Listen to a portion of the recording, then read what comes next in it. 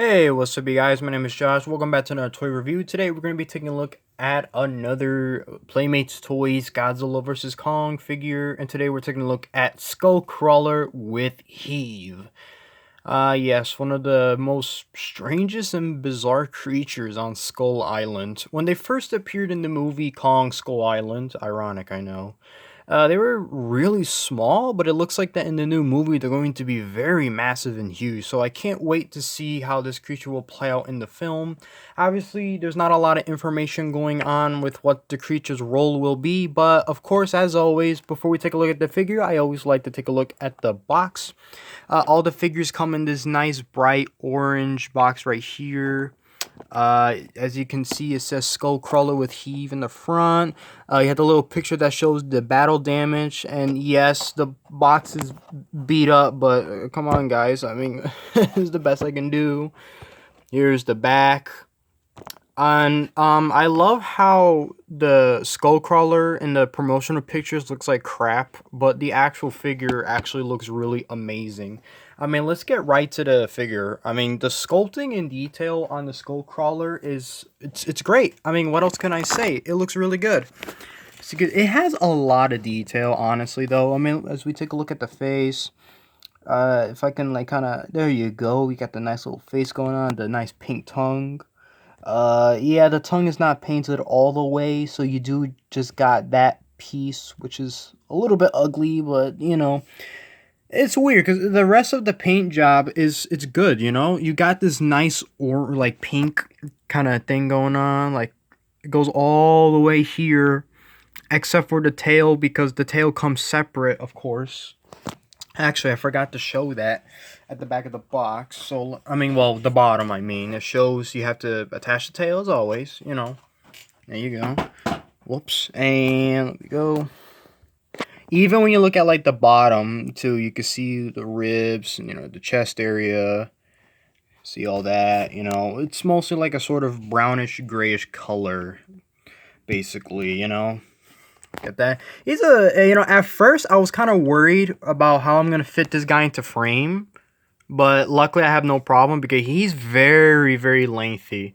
Like, height-wise, he's not tall, obviously. I mean, I'm going to do the comparison at the end of the video.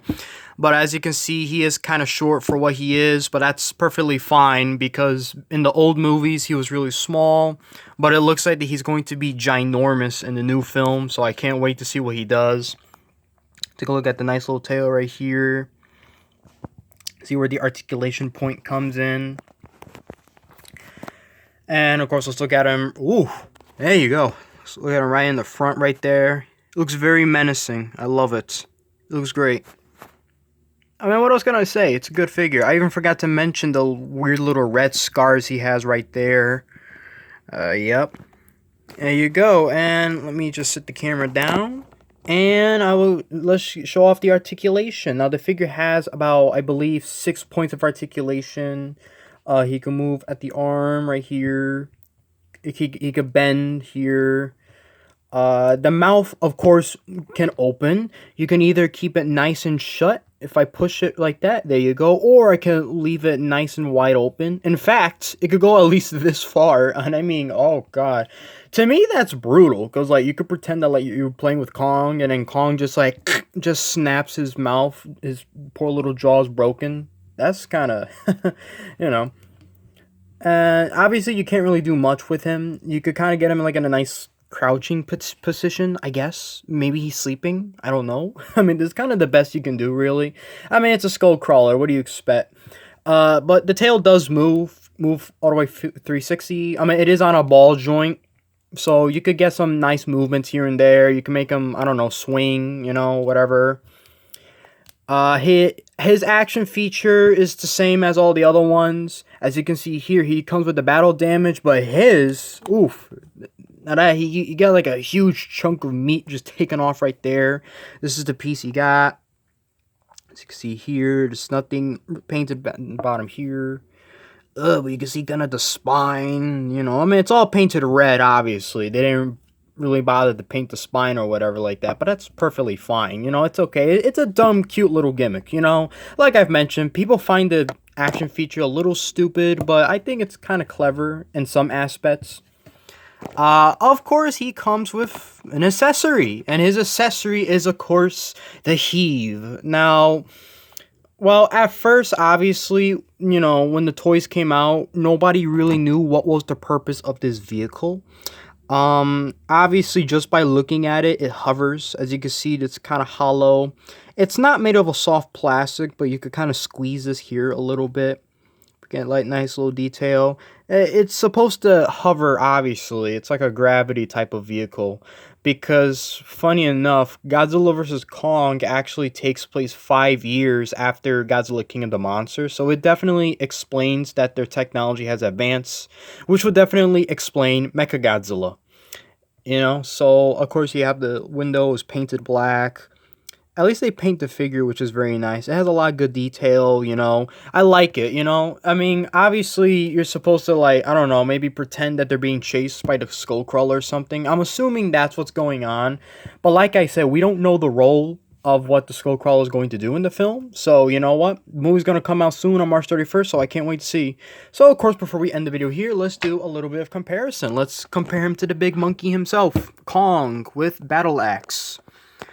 Now, I do have Hong Kong Battle Kong, but I don't have Kong with Fighter Jet yet. So as soon as I get him, I will review him. So there he is with the size and all that. Here he is compared to good old Godzilla. I am kind of curious if they're both will fight eventually. That'll be kind of interesting. And of course, before we end it, let's compare him to another creature on Skull Island. The Warbat. Yeah. Yep. And you know very well I'm going to review him soon. And I can't wait. Yeah, you know, that's the end of the video, of course. You know, it's the end right there. It's a very nice figure. I mean, this will be perfect for, like, army building and stuff like that. Same goes for the Warbat, obviously. But the Skullcrawler is very nice, you know. And, of course, with the Godzilla minifigures, you know, that are supposed to come out, I don't know when exactly. And they do make Skullcrawler, so you can't... It'll be perfect to make an army of these guys. I would give this figure a perfect 10 out of 10, honestly. It's really nice, you know? Like, it's cool. Also, I forgot to mention that right here, if it looks like that the neck can move, but it actually doesn't. So I don't suggest moving that. I forgot to mention that, so I'm very sorry. But, there you go. It was my review of Skullcrawler. I hope you guys enjoyed the video. Leave a like, subscribe to the channel, and I will see you all in the next one.